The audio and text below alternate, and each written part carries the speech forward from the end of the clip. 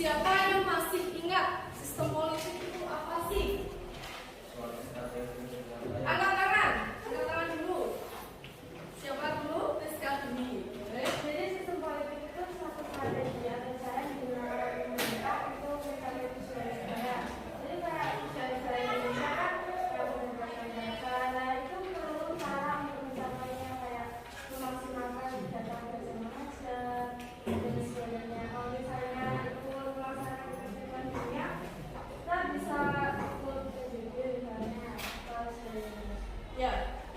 Jadi benar ya, sistem politik itu adalah suatu cara atau mekanisme kerja dalam kegiatan politik untuk mencapai tujuan negara.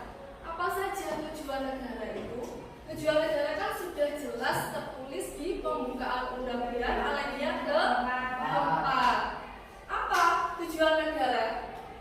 Saya masih ingat tujuan negara. Yang pertama apa? Joko? Melindungi segenap bangsa dan seluruh tumpah darah Indonesia. Kedua, hukum. Ketiga,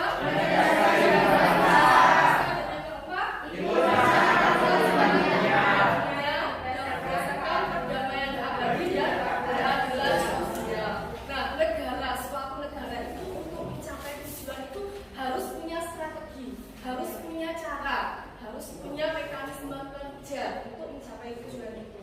Itulah yang dinamakan dengan sistem politik, ya, sistem politik.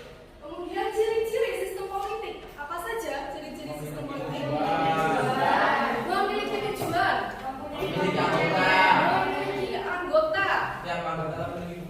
Setiap anggota memiliki fungsi masing-masing. Adanya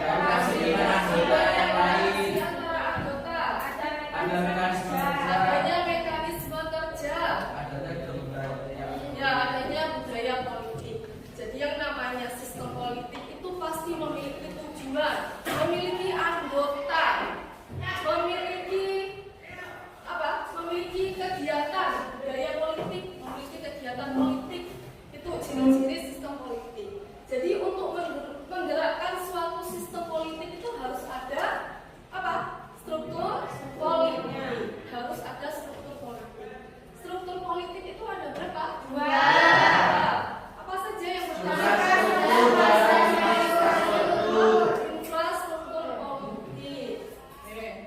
Suprastruktur. Ada yang masih ingat? Suprastruktur itu apa? Angkat tangan. Jihan. Suprastruktur politik ini suatu kayak seperti lembaga negara, yaitu seperti pemerintahan pusat, yaitu ada legislatif, yudikatif, dan juga eksekutif. Jika eksekutif ini lembaga yang menjalankan undang-undang, jika legislatif itu yang membuat undang-undang, jika yudikatif yang memenangkan undang-undang 1945.